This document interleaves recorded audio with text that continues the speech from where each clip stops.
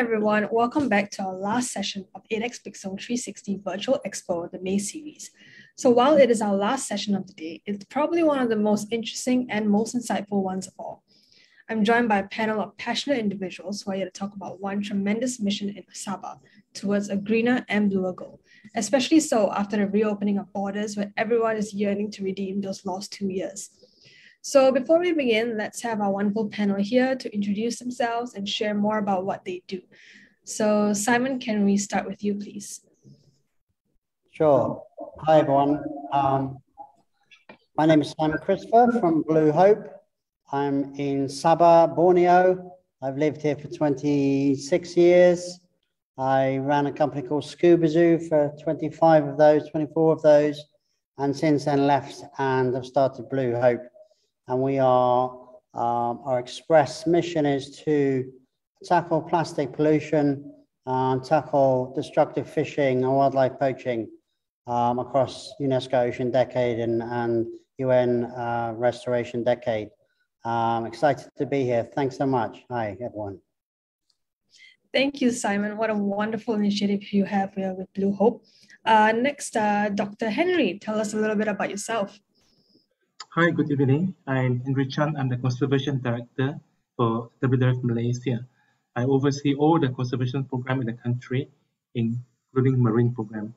As a profession, I'm an anthropologist by training, and I'm more of a pastoral person.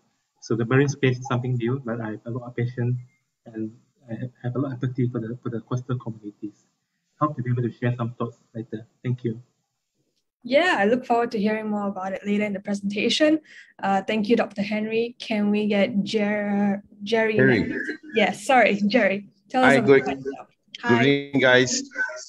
I'm the co-founder of a new startup, online, very environment-friendly website called BorneoPulse.org.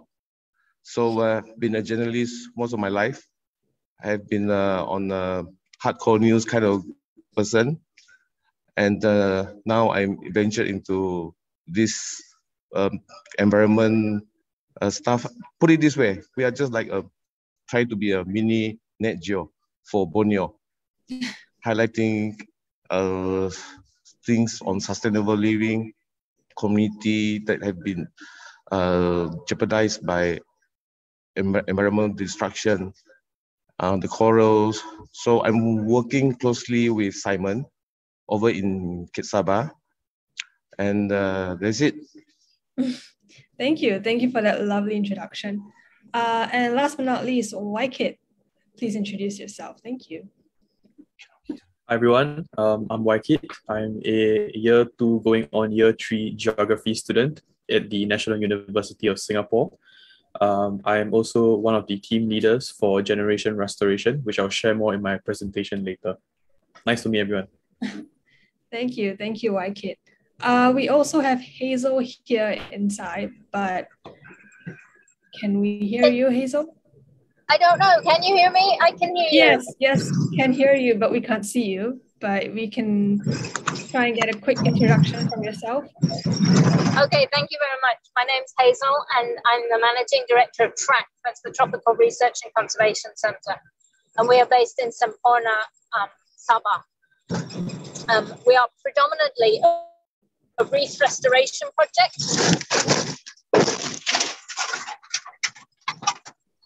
I'm sorry, did you hear that? Yep. We are predominantly a reef restoration project, but when we work on the beach so closely, the trash is a big part of our everyday problems. And that's where we're collaborating with Simon, is on the data side of the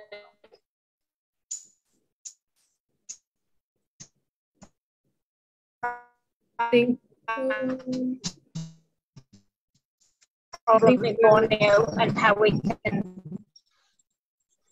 work together to solutions for.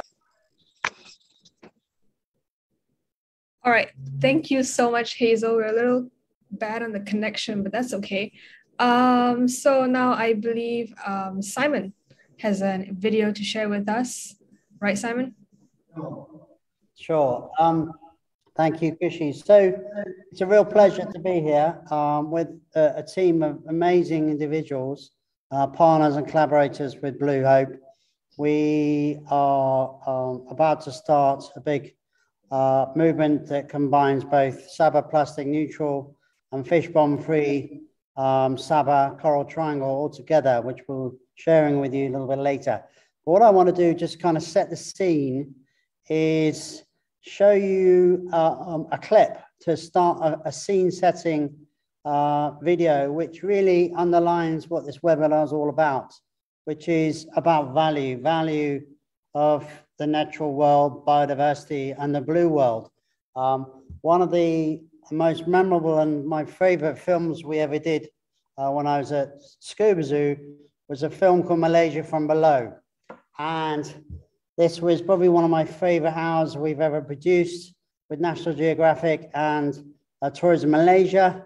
Took about a year of meetings in Putrajaya to get going. So pretty close to my heart. Lost quite a lot of sleep and a lot of sweat and tears on this project. But it's the definitive program for the underworld of Malaysia. What we're going to watch is the first, it's a sequence about 8-9 minutes long. And it's with Jack Cousteau's great-granddaughter, Alexandra Cousteau. She came back to Sipadan. We brought her back to Sipadan to retrace her grandfather's footsteps, or finsteps, should we say. And we brought one of the best natural history presenters, Nick Baker. And we put them both underwater with underwater communications. And it's probably one of the most exciting, immersive 8, 9, 10 minutes you will ever see. And if I could show this to a non-diver, and at the end of that sequence, they don't want to dive, then they're never gonna want to dive. It's the ultimate 8, 9, 10 minutes diving video. So if we could play the video, please, Elfrance, and then we can kick off. Thank you so much. Alexandra Cousteau, water issues advocate and explorer, is carrying on a family mission that began over half a century ago with her grandfather, Jacques, and father, Philippe. So coming back to Sipadan for me is kind of like the old thing, because I've always wanted to come back here. But that's my journey, that's what I'm doing. But for you, you've got another journey going on, another more personal journey within, because obviously you've got effectively family ties to this place. And how does that make you feel? When I think about the journey that my grandfather had with my father, Philippe, at that time they were seeing places for the first time. Certainly, I had never been here before, and I can understand why my grandfather got so excited about it and wrote about it in his books and made a film about it. And that's what feels good to me about being in this just magical place.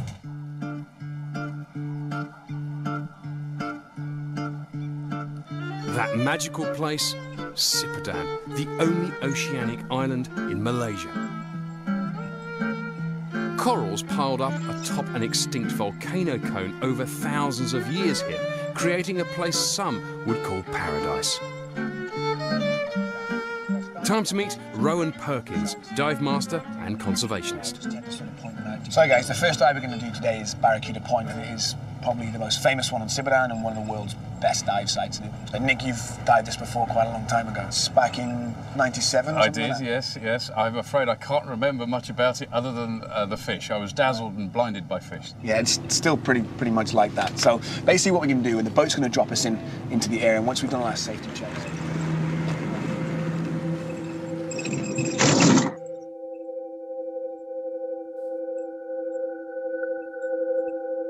There's more marine biodiversity in the sea here than anywhere else on Earth.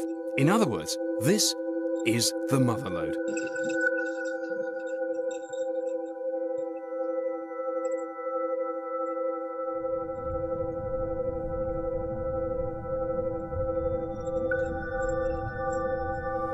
The sun has been eclipsed by fish.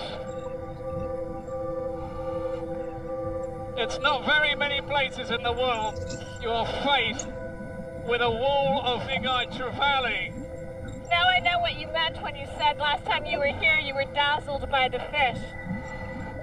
Huge fish, tiny fish, the beauty and variety just go on and on and on.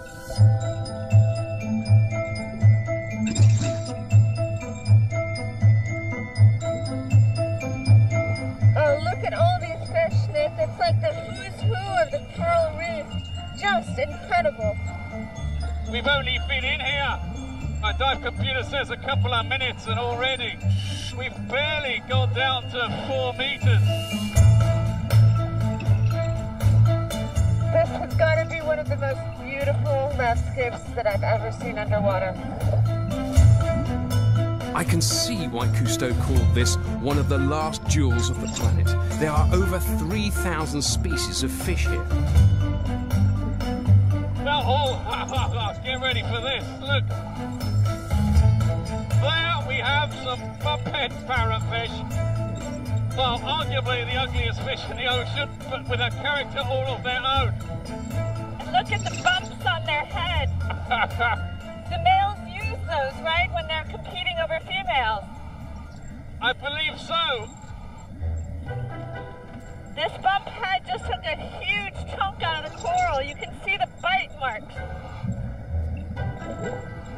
The water visibility here has immediately dropped due to what they're doing. And you can hear the crunch as well. It's amazing. I'm sure that's fascinating, but I can't see you. I've just been crapped on. But that is, in essence, what creates the lovely sandy beaches of Malaysia. This here is effectively processed coral, and it comes out in huge quantities, something like 90 kilos a year from each fish. Oh, great.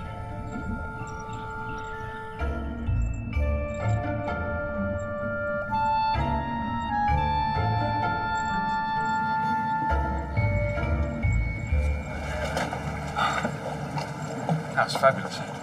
What's that? That was pretty good. Are you distracted by the bump head?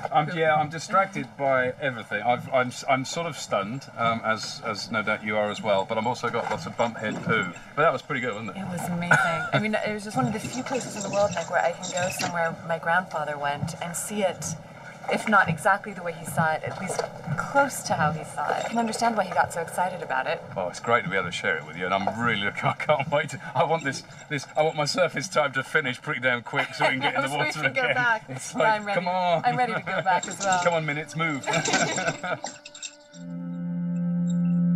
One of the reasons we found this place just the way Alexandra's grandfather found it is the emphasis on conservation. The turtles here, such graceful swimmers. They captivated Jacques Cousteau. The hawksbills and the greens like this one are both endangered worldwide. For them, Sipadan is like a sanctuary.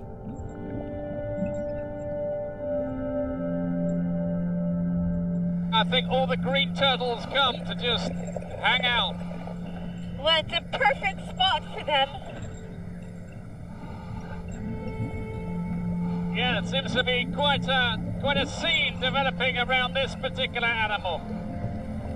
Just picking at the shell, picking at bits of dead skin.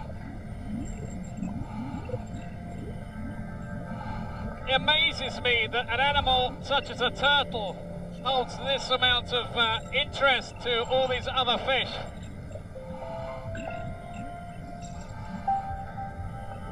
It feels amazing to be here so close to them, doing whatever it is that they're doing. They're so tolerant of our presence.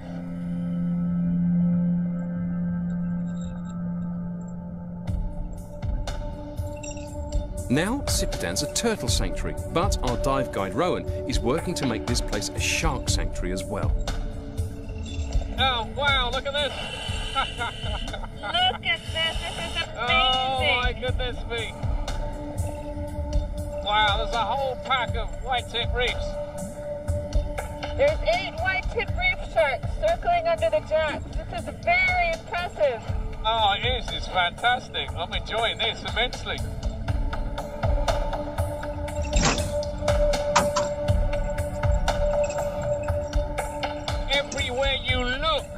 seems to be a shark, which is a pretty rare thing, isn't it? It is absolutely a privilege to see these sharks here. In so many places around the world, sharks like this have disappeared.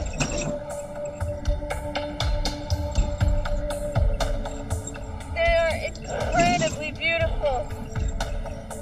It makes me think about the wealth of the Malaysian people to have all these sharks here.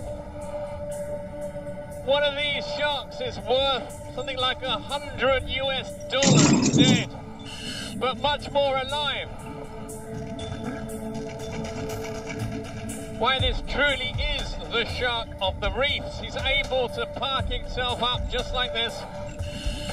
Unlike many more of the open water sharks that have to keep swimming in order to breathe, this guy can actively pump the water over his gills, which is what he's doing right now. They've been evolving for hundreds of millions of years. I think they've reached a perfection that is rare to see. They are so perfectly adapted for their environment.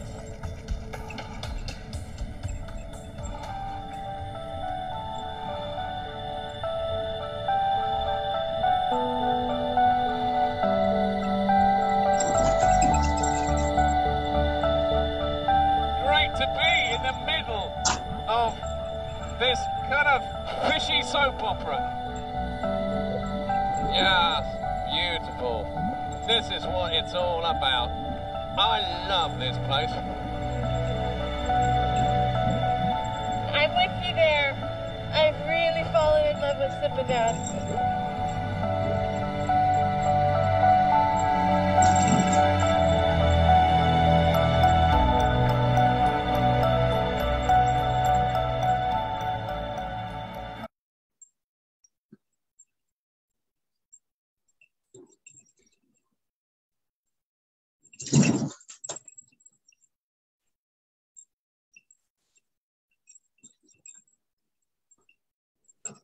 Hi, yes, Simon, thank you so much for showing that wonderful video that you had there. Is there a presentation or is there anything else you want to share with us? Yeah, I mean, I think thanks, Kushi. I think the point is that Sipanan is this jewel in Southeast Asia, in Malaysia. And that was the reason why I came to Sabah in the first place. It drew me here. I never left. And I've been involved in storytelling and trying to showcase and celebrate and protect the biodiversity ever since. It's been a real magnet. And then, of course, COVID has struck. And so we've got this sort of 2-year opportunity, it's a reprieve where nature's had a break. And now we're coming back. Everyone's saying, come back to our country, come back to our location, come back to Sabah. And really what this webinar is about is just showcasing that value. And it's a kind of, we're calling this special Sabah Blue-Green Revival, because there's no doubt that the reason why we've all had the rug fall from beneath our feet from COVID is because of our lack of harmony and equilibrium with nature and the way we have treated nature. And so we've had a big shock, and we've really, I think everyone is very aware that we have to be built back better, greener, bluer, and more in harmony with nature.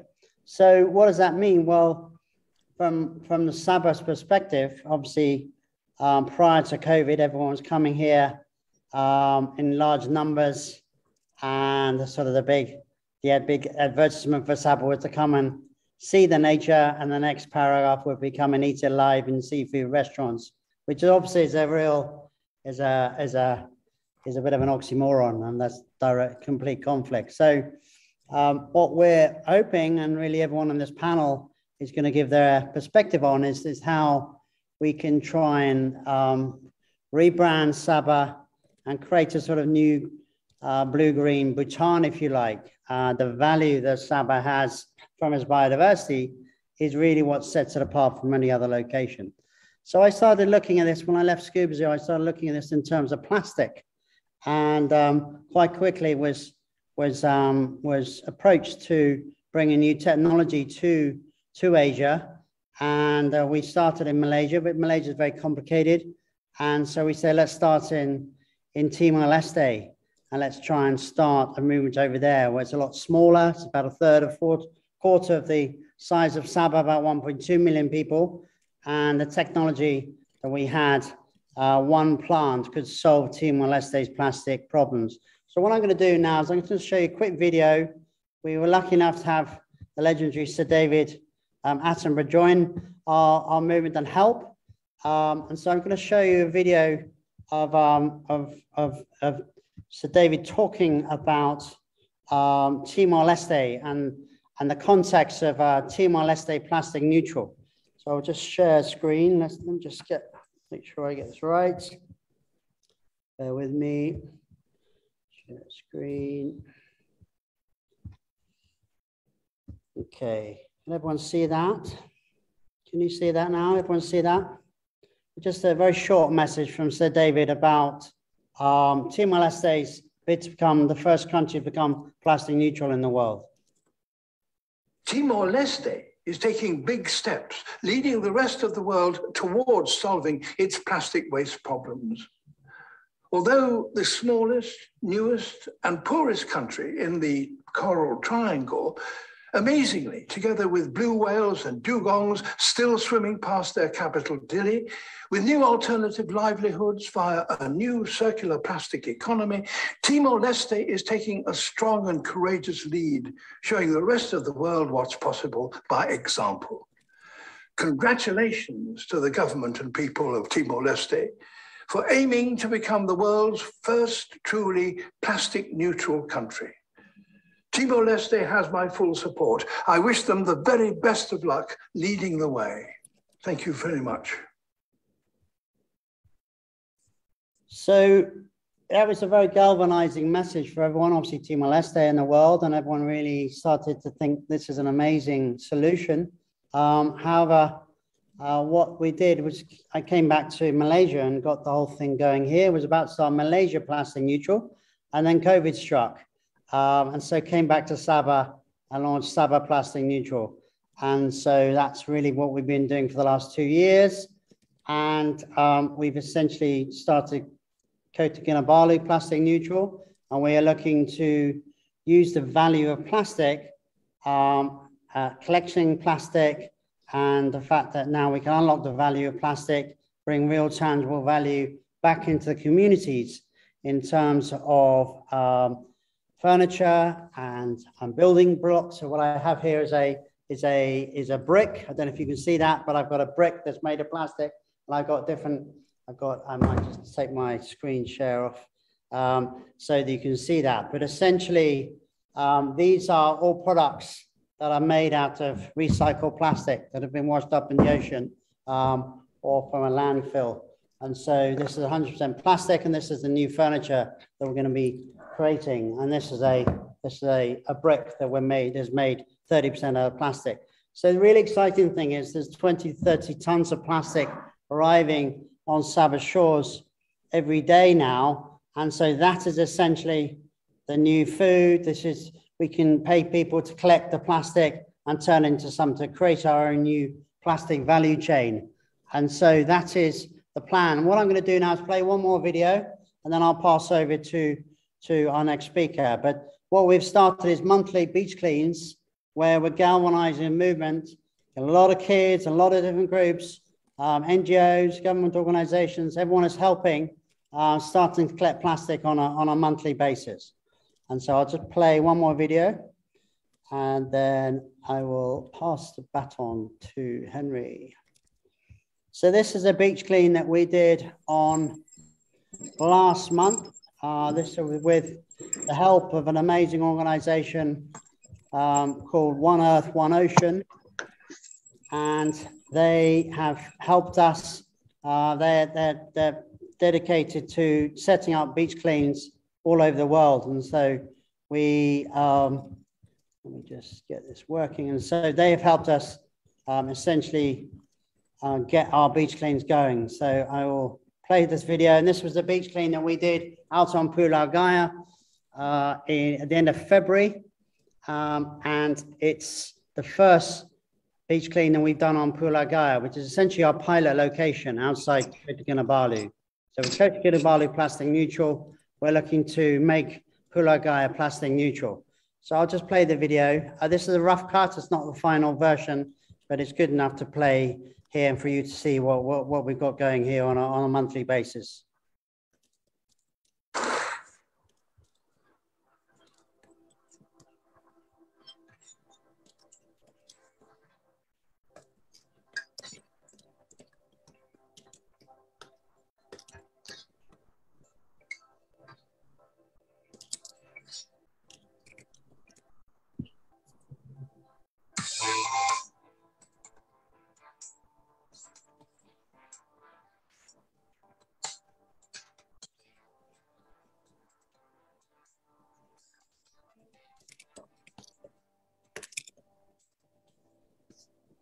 Today's cleanup is very important because it's part of a global solidarity cleanup. And so this is showing Sabah moving forward, what Sabahans can do in the part of a global movement. So there's a big beach clean in Rio, in the River Nile, in Manila.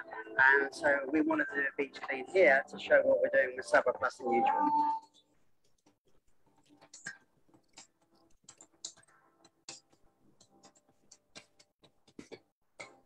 KK is about showing what we can do here in KK, and the great thing is that Dr. Mayor and DBKK are about to launch their Love Clean KK program, so the timing's perfect. And so we're really excited.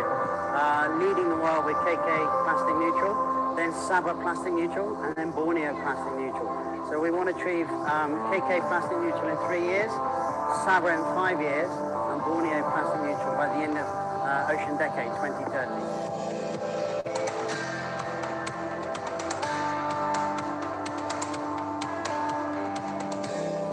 Trying to do is to make this different. We do the cleanup, we quantify the plastic, and then we show people what the value of plastic is to them. And in the next 1 or 2 years, we're going to be taking the plastic, we're going to be turning into furniture, into building materials, and creating value from plastic. And so people here on the island can start collecting plastic because they're going to put food on the table. So cotton rolls are important to get everyone cleaning up, but we've got to do away with cotton rolls and start getting people to pick up plastic as has value to them. Yeah. So the plastic we're collecting here, we're going to take it to KK, store it, and it's going to be the first plastic that we use in our pilot into school furniture and building materials. It's really exciting. The first one ever in Sabah.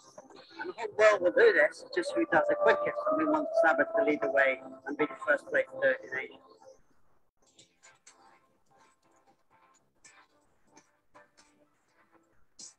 It starts with kids. We've got this amazing series called Rethinking Plastics, and we're bringing it to all the schools. So what we're going to do is going to get kids to go home with a Rethinking Plastic program and say, Mummy, Dad, we've got to collect plastic for a week and basically store all the plastic, and it builds up in the house, on the studio, on the compound. And basically at the end of the week, they realise they can't just throw it away into the river or into the ocean. So at that point, we're going to trigger a collection. But we couldn't do that. We started with adults. We started with kids. So kids are really it's going to be a big youth movement, and kids are the future.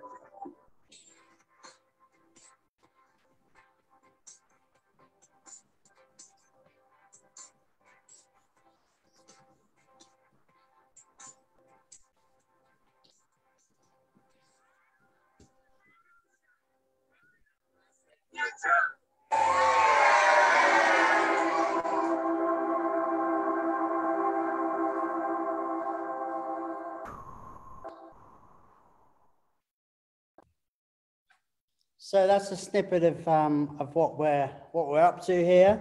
But what I'd like to do is pass over to Hazel now, actually, from Track, who's our partner, who's got an amazing organization down in Pulau Pompom. And when Hazel told me that they had been doing beach cleans for the last 5 years, and obviously getting more and more plastic on a daily, weekly, monthly basis, and the fact they've been quantifying it, that was really exciting, because I knew that was a microcosm of what we need to be doing globally, but what we could do here in KK and then upscale to Sabah. And until we can start quantifying the amount of plastic and what that means to people collecting it, it's very hard to move forward.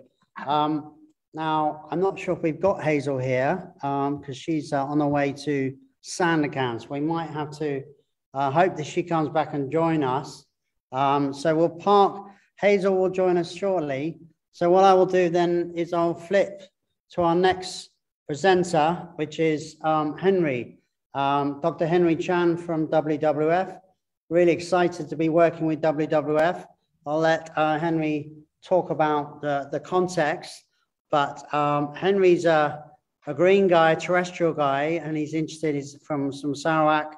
And when we met up recently and started talking about how we felt we could really bring tangible value to community through plastic, we really came up with some exciting ideas. So great to have you all with us, Henry. The floor is yours. Thank you so much. Thank you, Simon, for inviting me to be part of this conversation. Just as a background, as I mentioned earlier, I'm an anthropologist with a PhD. I did my studies among hunter-gatherers up in the mountains. And my supervisor actually has a PhD on a sea bajau.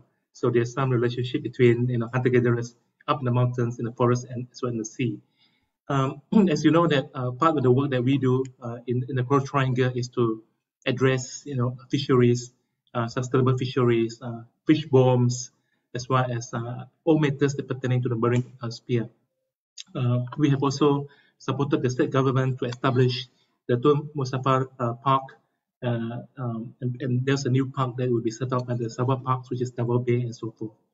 Now, in looking into these issues of marine, what troubles me is the community of Sea Bajau, and the stateless people, the sea nomads, they are wandering over the space between Philippines, Malaysia, Indonesia, and beyond.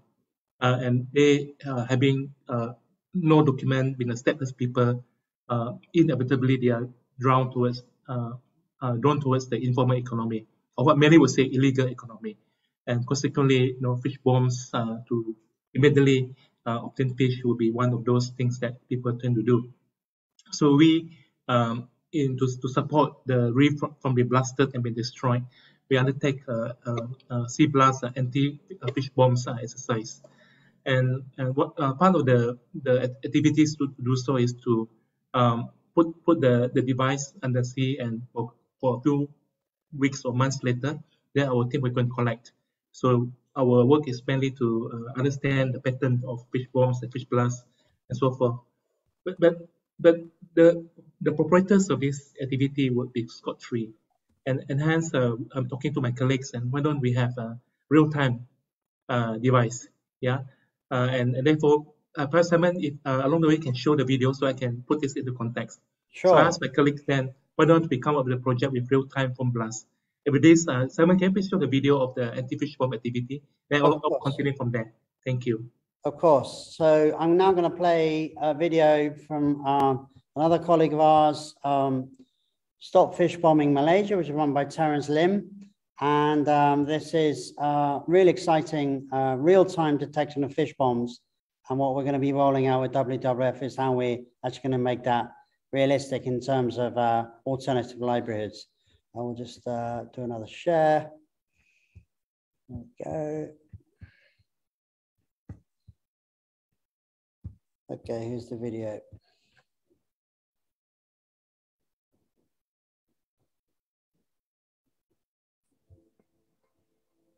Every person on this planet has a connection with the ocean. From the water we drink to the fish stocks and unsustainable livelihoods it supports. But the heart of the oceans, the coral reefs, are under immense pressure from climate change, acidification, plastic pollution, trawling, and the most destructive fishing method of all, fish bombing.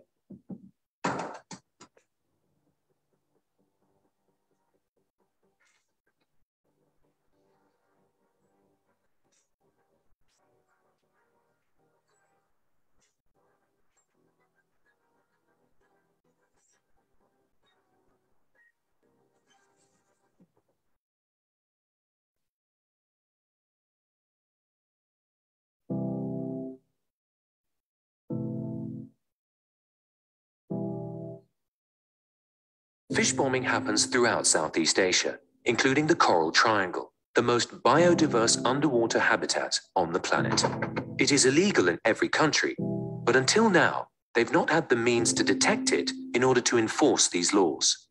If fish bombing continues, people and communities will continue to lose their fisheries and future livelihoods, and the world will continue to lose some of the most beautiful, diverse, and productive habitats of all. Up until very recently, there's not been a way to know where and when fish bombing occurs.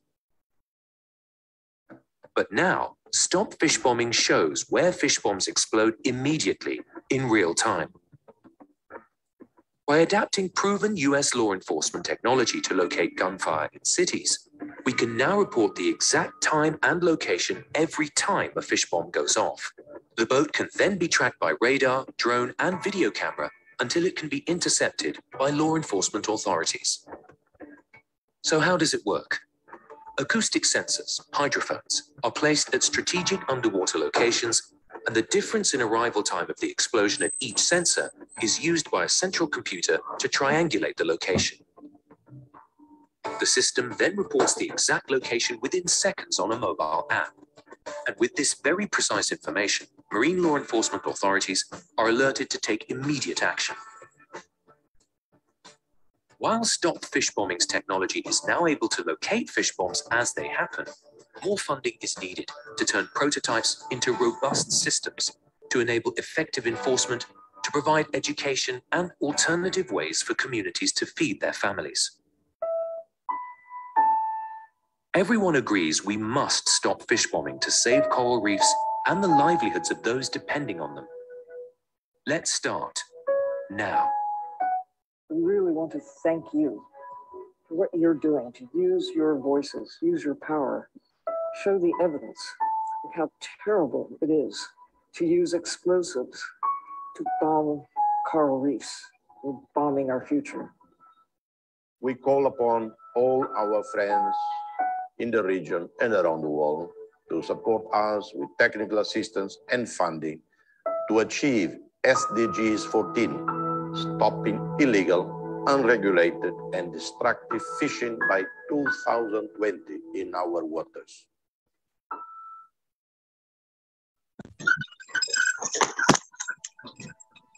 All right, thank you, Simon. So basically, the video shows that to declare fish bombs, we had to do it in real time. And for that reason, we are very grateful to the government of Malaysia for providing a grant here to initiate this project. And working with Simon and the group to undertake this.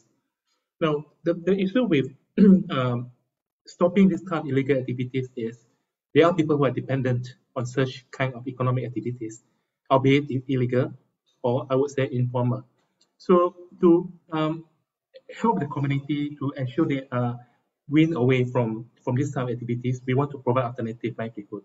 So in the project that we're going to embark, we're working with the local communities, the coastal communities, so that they themselves would become stewards of the environment. And therefore, eventually the corals be protected, and therefore the fishes come back, and therefore the communities can be involved in sustainable fisheries. So that was the idea. And when Simon came to approach me about 2 or 3 weeks ago, we entered into conversation about how we link with plastics. And I got excited about the materials that Simon showed, how these plastic waste can be processed into, sled and as well as certain materials that can be then be traded. So that led to the conversation that apart from ensuring that the corals and the seas are being secure, protected, and therefore we should also look into the economic aspects. So the theme of my presentation, our thoughts is based on the word security. Addressing the fish bombs, addressing the conservation elements is to provide the biological security. When we involve communities and people, we need to introduce element of economic security. So as anthropologists, I have great empathy for the communities who are in this case settlers, and hoping that by introducing them into formal economy, then the behavior of being involved in illegal activities, be part of syndicates of anti-poaching, be involved in international life trade can then be addressed. So it's how plastics comes in through circular economy. So what we would like to do is that we would like to introduce systems where local communities, both along the river as well as people living in the seas, will be empowered to collect the plastic waste that floats through the Southeast Asian Sea to the Silver Sea and over to the Great Pacific Ocean, which eventually accumulates as the Great Pacific Page. So the idea is that we build a system where the sea bajau, the women and the men can then collect the rubbish that's floating in the seas, put it into a place where then there's the machineries where the project intends to seek funding from various organizations to build this collecting system. And after the process, after plastic is processed, then it will be brought through into institutions that will then process the material further to be traded down the supply chain. So in this context, we would like to empower the community over the seas to become plastic managers. And then they collect places and process them. And then you got individuals who have the entrepreneur spirit, and they become plastic, entrepreneurs where they can be part of the supply chain. So this allows them to be part of the formal economy. And by introducing economic security and involving them into the formal economy, I will now bring to my third aspects, which Simon and I will talk about, and we got excited. This is about peace and security. Now, much of the coral triangles in the Sulu Seas actually there's issues of the Sulu and the fight for independence and so forth. And this has become a area of high security.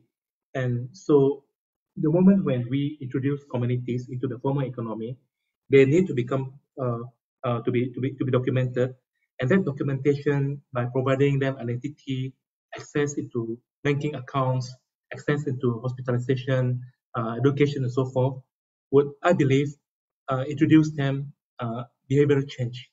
Because in contrast, in the stateless, nobody recognizes them, nobody knows who they are. They can just fit through the security.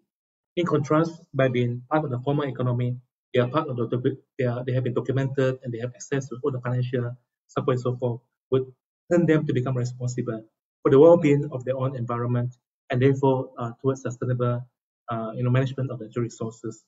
So this is a pathway towards eventual recognition by the state. The states may not give them formal recognition like identity card or passports, but at least we hope that the state creates a system where formal economy will take place among stateless, undocumented people. And this will eventually result in peace and security.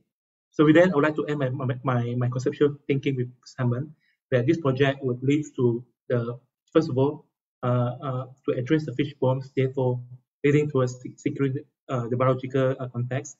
Secondly, work with the communities so that they will be involved in the economic security.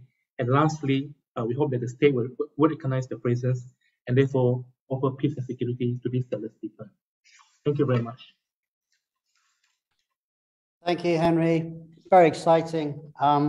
The reality is that the world that has the places we're left with biodiversity, until we can find mechanisms where that biodiversity is worth more to the local people living in those environments, alive than dead, I'm afraid we're going to really struggle to keep the biodiversity alive. So that is the thinking. We can make the Bajau Laos, those communities that have been ostracized, they've been marginalized because they live out in the ocean, we can now champion them and they can become the guardians of the reef.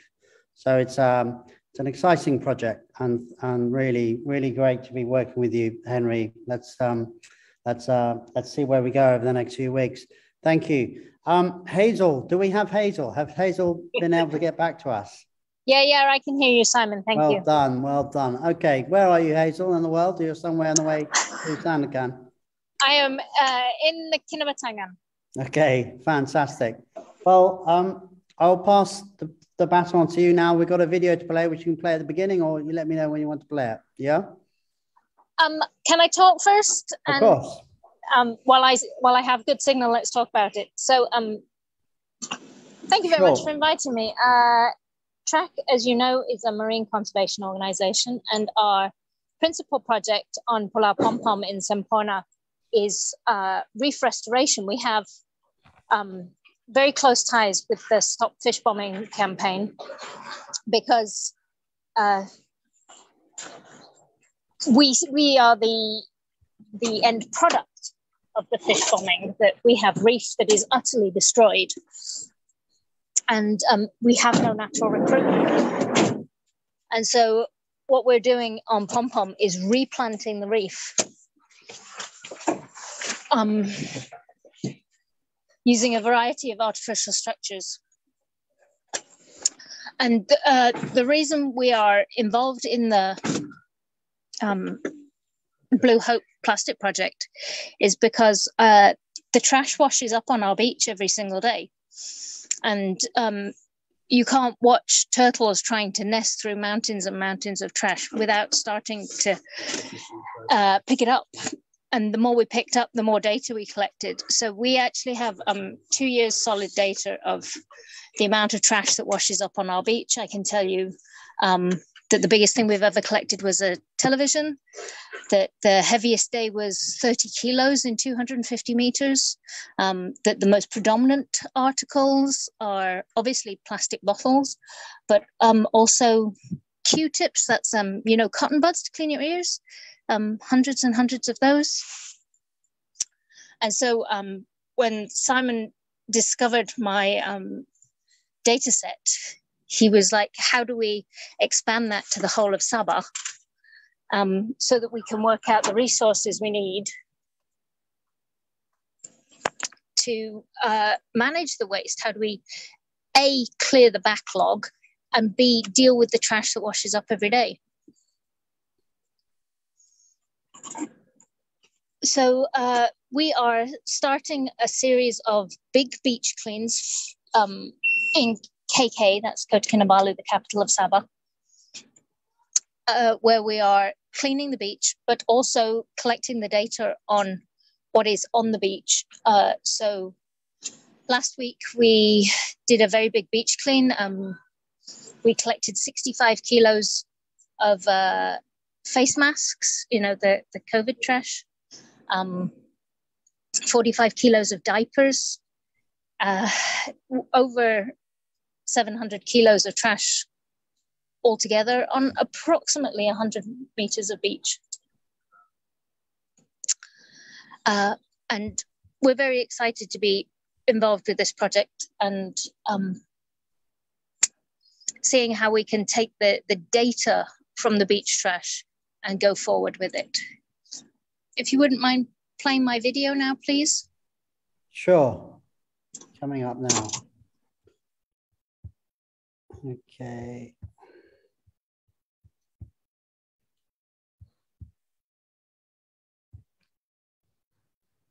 2.5 years ago, I came here for the first time. And then as soon as I started diving, that really showed me a different way of life.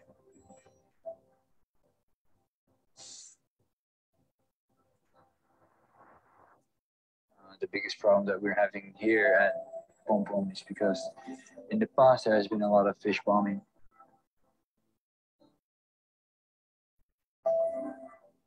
So the Bajau, the sea gypsies, basically, they've been throwing bombs in the water, destroying with that all the coral just for a quick catch.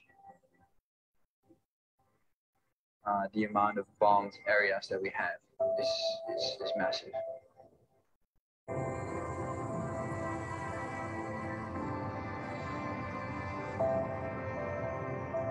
It's devastating for this planet.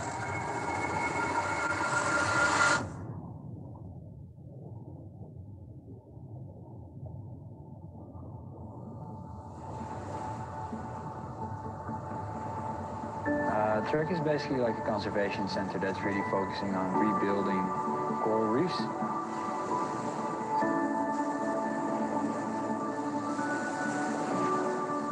And we're looking into ways how we can actually make sure that we can stabilize this reef. The projects that we put actually in the water attract fish for also long term. The change has been massive. The amount of fish has increased significantly. You see a lot more variation in fish. You see a lot more bigger fish, like groupers, which are like a very big impact normally on the fishing population. And you can actually see that there hasn't been a lot of fishing going on for the last 2.5, 3 years even. For me, one of the most beautiful things about Trek is simply that you come to a very small island somewhere in Malaysia, and there's just this whole bunch of people that are completely like-minded. The thing that they are mainly concerned about is our planet, how they can improve our planet. I think that's something that's really unique.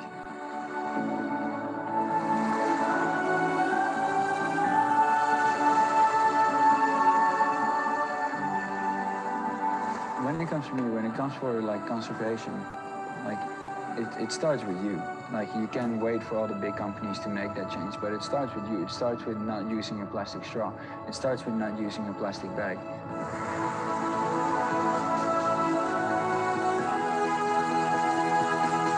As one, you're small, but at millions, yeah, you're actually creating something and you're going somewhere when it comes to conservation. And that's the only way that we're actually going to survive. Our generation, that the future generation in like maybe 20, 30, 50, 100 years, like you need to hope that they can see actually the same that we can see.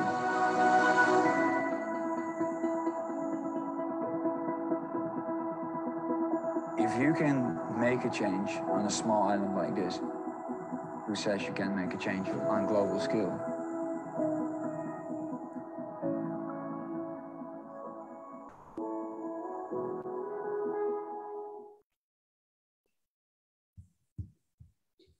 Wow. Pretty special message there. Hazel, are you still there? Yes, I am. It's a great video, and it's your organization is amazing. It's amazing what we're going to be able to do.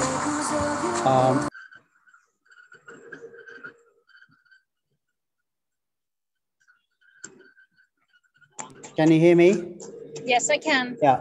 Over to you, Hazel, to wrap up. It's really great to be working with you, and you know the academic and research side you're bringing to our project in terms of quantifying plastic is mission critical. So really delighted to have you on board with us.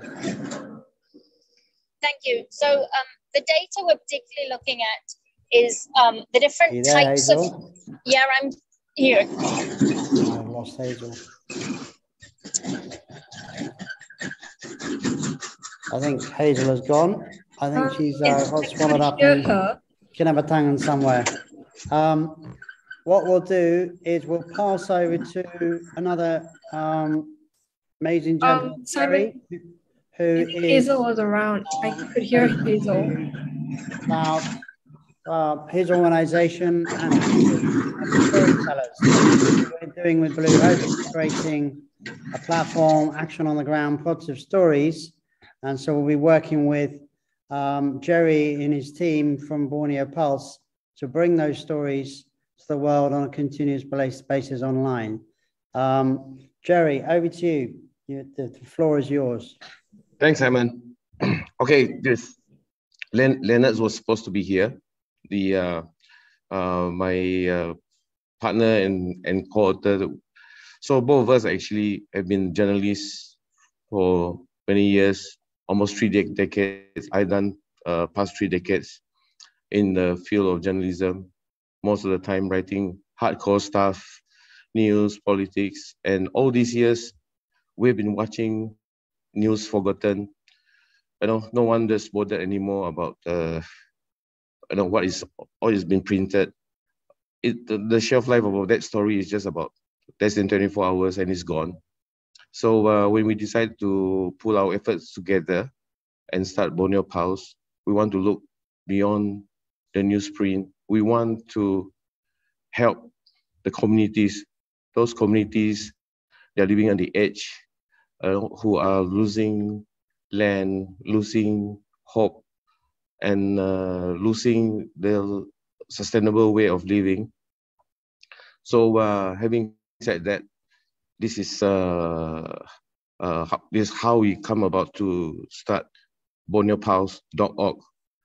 So it's basically very much focused on what's happening in Borneo.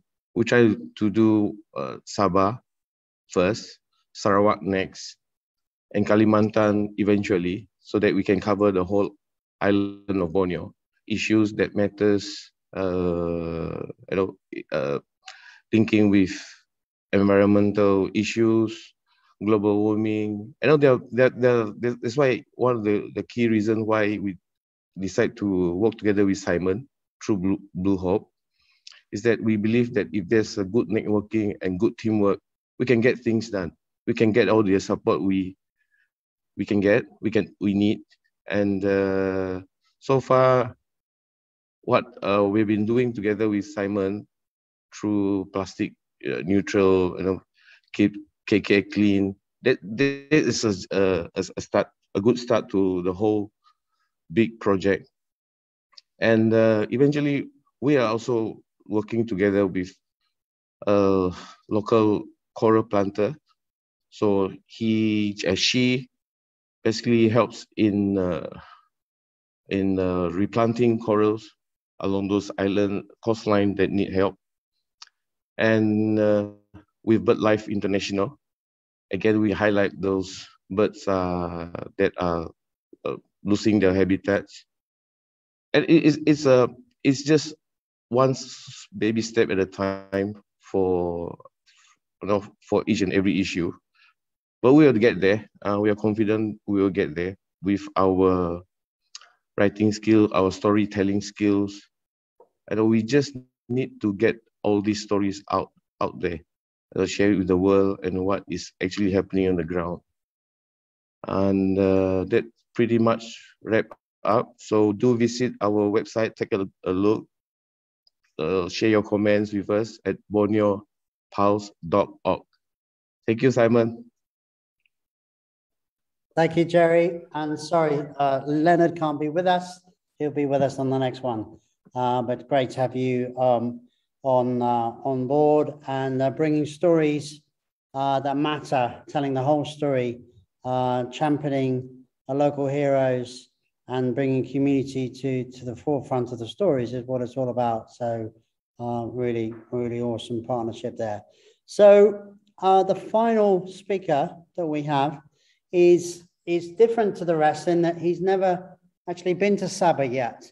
The rest of us are all Sabahans, and we've lived here. I've lived here for 2-3 decades, and Hazel's been here for almost as long. And so essentially, and obviously Henry has spent so much time here, but the next speaker is a really interesting partner, because what we realized with Blue Hope's Sabah Plus and Neutral and everything we're doing, that academic studies and research is so important. The plastic story, we couldn't really make any traction without Hazel's team and Track. Equally, while we partnered up with UMS University of Malaysia Sabah as our local academic partner, what we need to do is we need to bring in international universities to collaborate with and take our story beyond just Sabah and Malaysia. And so our next speaker is a gentleman called Y Kit from University of Singapore, and he's going to tell us about his Singapore generation restoration. Y Kit, over to you. Alrighty, thank you so much. Can everyone see my screen? Yes? Okay. Thank you, Simon, for inviting me today. I'm truly humbled. Hi, everyone. Really nice to hear about all the amazing work that's taking place now and in the works for the next few years. My name is Wakit, and I'm a penultimate year geography student in the National University of Singapore. In my spare time, I love to dive and take photos of nature and wildlife around the tiny island of Singapore. Just yesterday, I started my summer internship with the Singapore National Parks Board, and I can't wait to learn from the 3 departments I'm attached to: wildlife management, community projects, and international biodiversity conservation. I am co-president of the main environmental group in my university. We call ourselves the Students Against Violation of the Earth. We believe in climate justice and being inclusive of the public in the environmental scene. We have successfully implemented processes that the school will follow after a snake was mishandled and sprayed with insecticide by pest control, and then it subsequently lost its life. In addition, we also enacted systemic change, such as making available plant-based meat dishes in our canteens for vegetarians, and convincing the school to invest in reusable containers for staff and students to take away food, thereby shifting away from styrofoam and plastic containers, which we ever so often see on our beaches. I'm also privileged to be one of the team leaders alongside Samuel and Louis for Generation Restoration Singapore. So this is a movement that is started by Professor Gretchen Kaufman, who just received the University Teaching Award. She teaches wetland restoration ecology, biogeography, applied ecology, and research methods in physical geography at the National University of Singapore. So through the 2 long years of the COVID-19 pandemic, my team has organized tree planting sessions within and outside of our university campus through collaborations with the school's horticulture team and the Singapore Botanic Gardens. My team has also helped to facilitate modules with field classes at the Sungai Buloh Wetland Reserve and Bishan Ang Mo Kio Park by teaching our peers the different field techniques that we have been trained in. We have also conducted fieldwork so as to inform development and management decisions at 2 key locations. The first is Singapore Botanic Gardens, where an ongoing wetland restoration monitoring research project is taking place. And the second is a conservation and restoration plan for Dover Forest, which is a patch of forest in Singapore that is slated for development.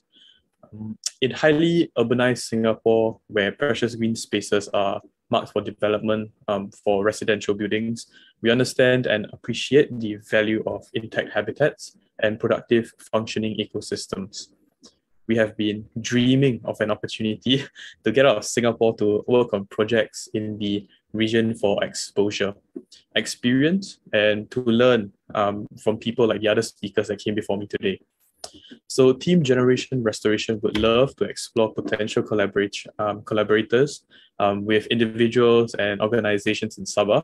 We are students trained in geography, environmental studies, with specializations in human-wildlife conflict, GIS, and conservation and restoration work. So my team and I want to help by working on things that have yet to be addressed in Sabah, and are very fortunate to be invited by Simon today. So because restoration is usually funded and or performed by governments and private companies, we believe that for it to be sustainable, we must engage the community in meaningful ways from start to finish. For example, there's often a lack of accountability for example, trees dying and little follow-up on monitoring or maintenance. So to address this, we believe in developing simple, implementable monitoring plans that communities can take part in.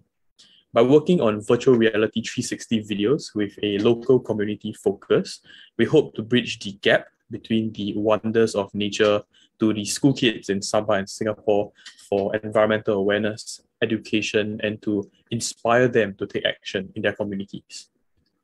We would also love to conduct research that is urgently needed whilst dedicating our independent study modules and honours thesis to better understand Sabah's green and blue spaces and in any other way that we can help out. So starting a field class for our university in Sabah is another goal of ours so that long-term, a steady stream of students from Singapore can contribute in ways that are needed in Sabah. Ultimately, we just want to do our part in protecting Sabah's natural capital for future generations, and we're confident that in academia, NGOs, and community engagement relationships will eventually blossom into lifelong friends. So to do this, our team has actively worked on securing grants to develop digital curriculum, such as 360 videos. Earlier in March, we had VR film screenings in our university library, 360 IMAX Theatre, where students were transported to Borneo for the afternoon. So let's just take a look at what some of the students experienced.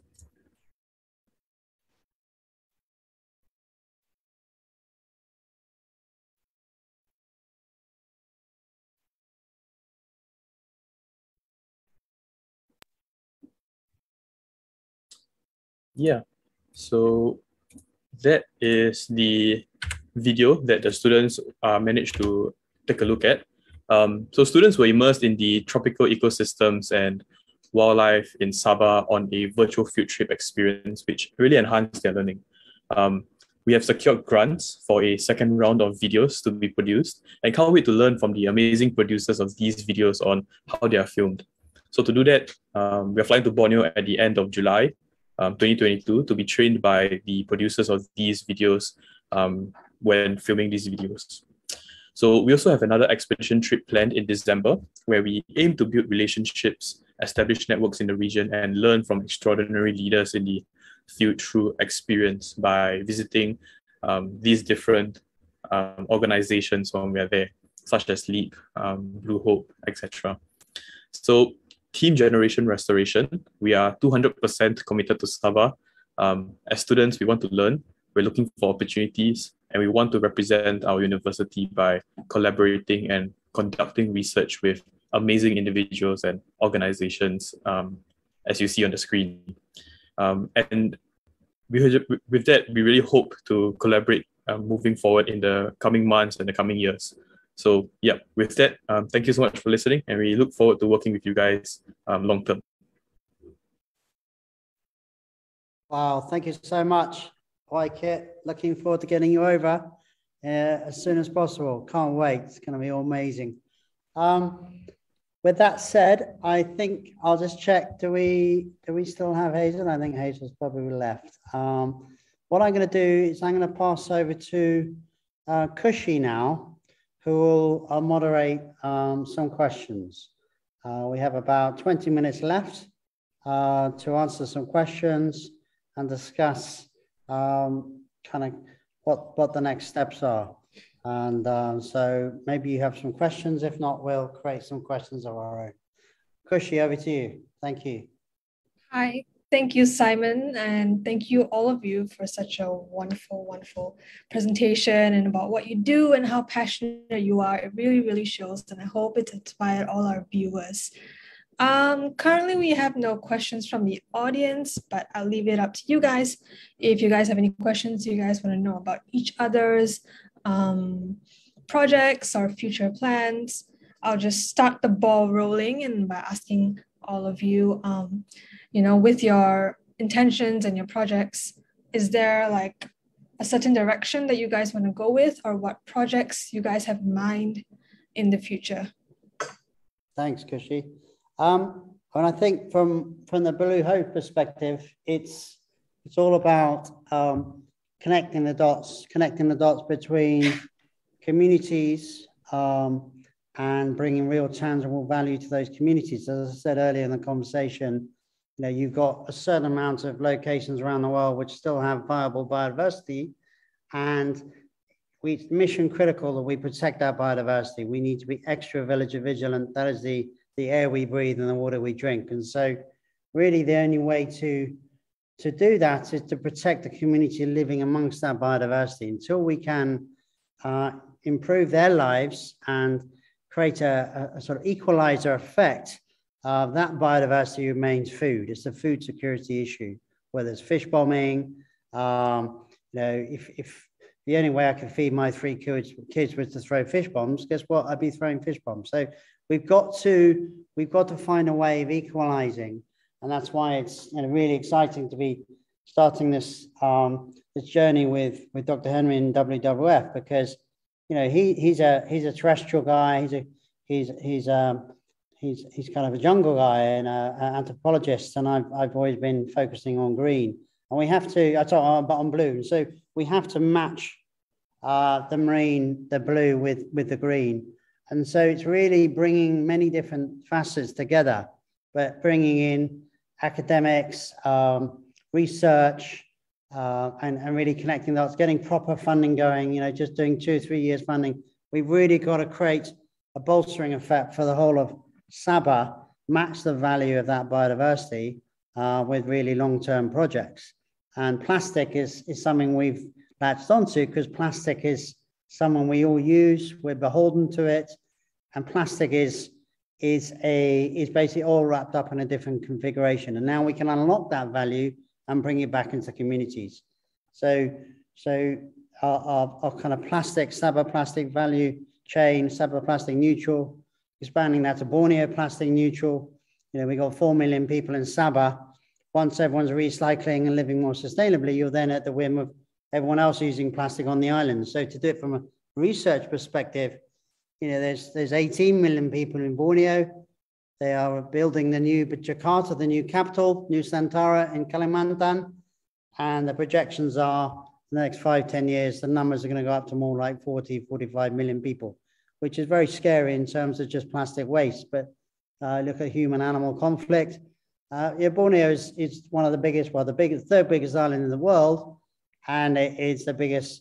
That's got the greatest biodiversity in the southern hemisphere, is in one location. So it's where the stories all kind of converge, and everyone on this panel has a role to play, and it's very exciting. But with that said, I think I might just pass back to Henry to get his take on next steps. Obviously, we are engaging with leadership in Sabah. We're bringing various international parties in the form of ambassadors.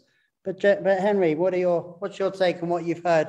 Obviously, we've had some very interesting different viewpoints, but it's all focusing on value, really. What's your take on that value and readdressing that value? Yeah, thank you, Simon. So the first steps that we have done is we contemplating or giving a grant, some money to develop these concepts further. So in the process of designing a project, I would like to bring my experience from the international front to this project. I was a Hard Borneo leader for both Malaysia and Indonesia, so looking at transboundary, across-country collaboration. So we're looking at the kind of scale. Secondly, the Coral Triangle is a large area. It has it spans all the way from the Philippines to Malaysia to Indonesia to Solomon Islands to Timor-Leste, across Southeast Asia. So we're talking about large areas, and we're talking about one community, the Sea Bajau, that spreads across the seas. And not just them, they also have other communities like the Sulu in the Philippines. You have got the diverse communities living along the coastal areas. So this kind of project of concepts requires long-term vision, 10 years down the line. So looking at 10 years down the line is where we're going to start and move backwards. So as I said earlier, we're looking at peace and security. The region around the Philippines and Malaysia has been an issue of security, and the curfews and occasionally the hijack of people across the seas. So we're looking at that angle to introduce elements of peace and security. By going into that, we then attract organizations like the United Nations come and support the work. So building upon that, then we look into economic security, as I said. So the moment when natural resources such as fish, tourism spots, areas for conservation are all being protected and well managed, then the premise of the economy, or the blue economy, comes to place.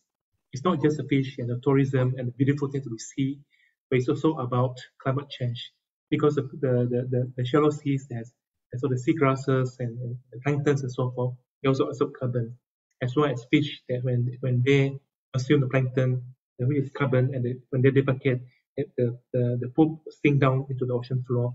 This is also carbon sink. So we're bringing diverse elements into the whole project, and this requires a lot of expertise and resources.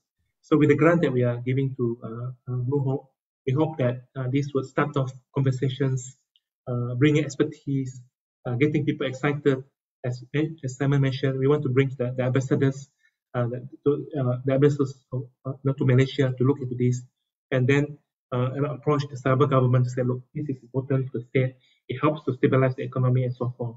And then later on, we will develop further proposals for funding and so forth. So this is the model that we're looking at. Looking at long-term vision, bringing peace and security and to the communities, ensuring that habitat is well protected and well managed, and then bringing diverse organizations to come together. Thank you, Simon. Thank you, Henry. Yeah, it's very much big thinking. It's looking at the next 1 or 2 decades. It's embracing the whole carbon credits, taking it from green to blue carbon, blue credits, and plastic. The plastic credit program is going to be coming in soon as well. And so having launched Sabah Plastic Neutral, not only is it carbon credits, blue credits, but will actually be carbon plastic credits too. So it really will be an opportunity for Sabah to stand up on its own 2 feet and really showcase that value over the next few years. What I'd like to do is just pass back over to Waikit. In terms of you've got a big slate of projects. You've got a lot of things that you want to do. In terms of getting over here, what you've heard today from various different people, do you have a kind of a short list? Because you can do many different things from filming, GIS, human-animal conflict, communities. What if you had to cherry pick 2 or 3 of the projects, what would be the ones that are most exciting for you? Yeah, I think personally, I would like to look more into the fish bombing technologies, as well as the beach cleanup movements that you guys have right now going on at Blue Hope. But I think it really depends on my entire team. So Team Generation Restoration was really born because we have a few very interested students who wanted to do more and who went above and beyond to ask for things to do from our professors, from other people, whilst we are still in university. Yeah, so I think it really depends on the team and the direction at which we would like to aim this. So right now, everything is still in the very planning stage. And so I think we'll have to, after this talk, we are going to go back, we're going to regroup after this entire summer. I think then we can sit down and solidify it. Yeah, I think, Simon, you're coming down, I think, in the next month or so we can go and grab some food at a hawker center and we can trash it out. Definitely looking forward to that so much. And, big thanks and huge respect to Gretchen as well, who's obviously been over here 2 or 3 years, 3 or 4 times, I think, over the last few years, and a really leading environmental biologist who's fell in love with Sabah, and wonderful to be bringing you all over with her now later this year. Jerry, any thoughts? You're the storyteller. What's your top 2 or 3 stories from what you've heard? I mean, obviously you're aware of what we have on the plate, but from a storytelling perspective, what do you think are the sort of 1 or 2 stories that are going to outshine and are really different? You've been telling stories for decades now. What are the ones that you think are going to really galvanize a global movement and people really interested in Sabah and Borneo? I guess when you're talking about Borneo doesn't need promotion, doesn't need marketing. The word Borneo itself, the name is exotic. The name is your Mother Nature is nearby. Actually, Mother Nature is in Borneo. That's how I feel. I'm a true Bornean boy. Mom is Sarawakian. Father is Sabahan. So I have the best world to stay and live with the people, to understand the culture, to understand nature, and to be able to live with the communities from the coastline to the interior. So when you look at what story sells in Borneo, it's the people, it's the culture, it's the wildlife. And there are so many topics and issues you can pick from. Adopt it, study it, and then work on it. It can be from fish bombing, the coastline, the depleting, what do you call it, sea fish, hill cutting, and so forth and so forth. So for for Waikit, we can just look beyond what would you like to see. I mean, that if you just spend a little bit more time on Sabah or in Borneo, you're talking, okay, you can talk about plants, insects, for example, and this is an island filled with treasure trove. Anything you can find. You can find gems, you can find gold, you can find silver, stories that have not been told as much. You see, when I was a journalist that deals with day-to-day stuff, that nobody in Sabah or in Borneo maybe, tech news, I mean, it's just a news anyway, right? But when you study, let's say, a village whose river is contaminated because of tree felling, because of unprotected farming, it will just be a news for that. But if you go into in-depth and highlight it, like how Borneo Pulse wants to portray, so it will consistently be there. You'll constantly be there and refresh, and we keep on telling that story. It can be part 1, part 2, to whatever parts you want, so long as there are materials to write. And education is next. When you keep that going, especially even with Simon's effort in recycling plastic, so it has to be a continuous journey with schools, with parents, with the villages. That itself have many stories to tell. And each story is exciting if you can tell it properly. Yeah, Simon, I leave it to you. You keep on telling your story to me, and I'll write it. Thank you. Thanks, Jerry. Appreciate it. We're going to have lots and lots of stories for you soon. It's starting now. We've got about another 5 minutes. Kushi, any other points, thoughts on what you're hearing? Yes, we have a question from the audience. And I believe this is to Simon, but we can open it up for the floor. So Catherine Oakley says, how are you planning to recycle the plastic that you are collecting? Are you going to break it up and reform it into the bricks that you showed earlier? Or are there any more ways that you can recycle them? Sure, thanks. Hi, Catherine. Great to have you on the webinar. Thank you.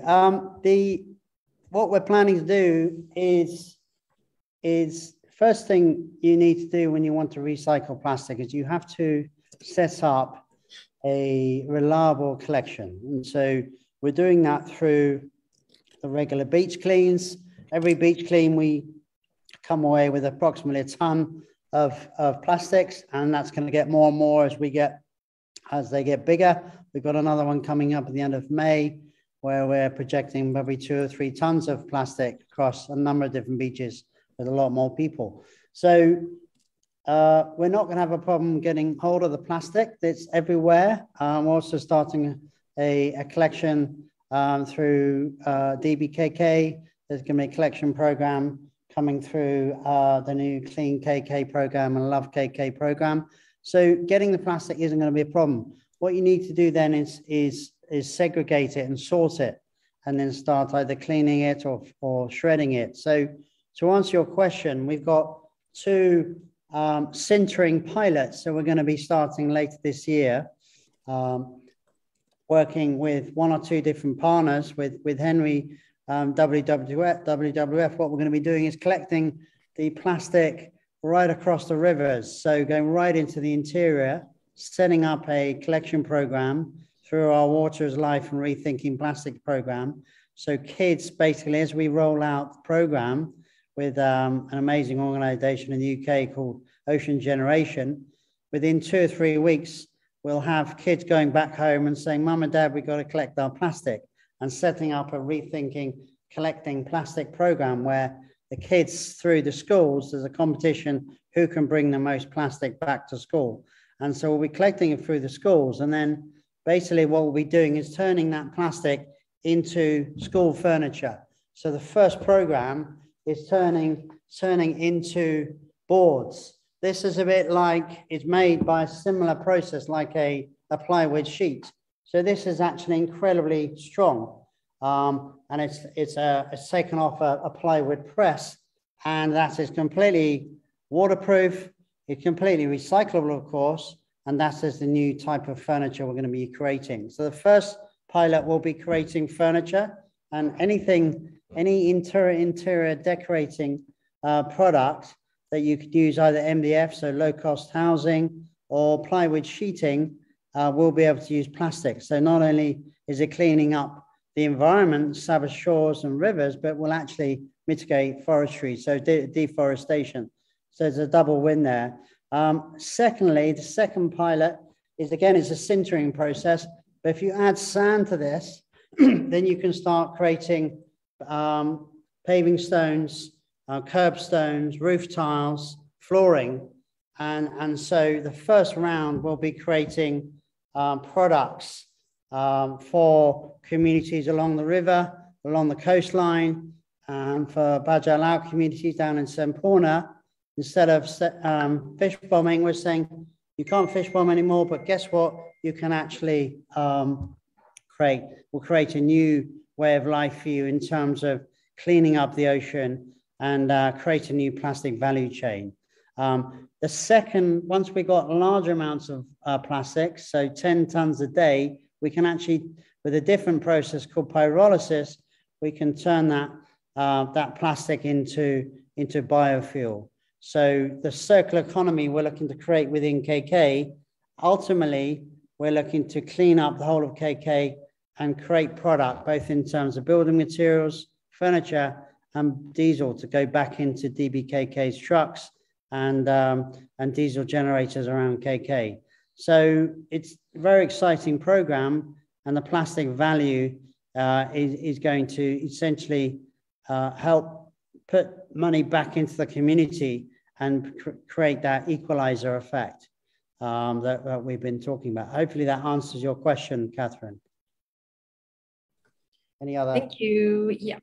Okay, so I'm gonna quickly close this, but YKIT, I've heard you guys are doing great environmental initiatives in Singapore, and I just want to mention that ADEX is doing a beach cleanup here at Lazarus Island in June.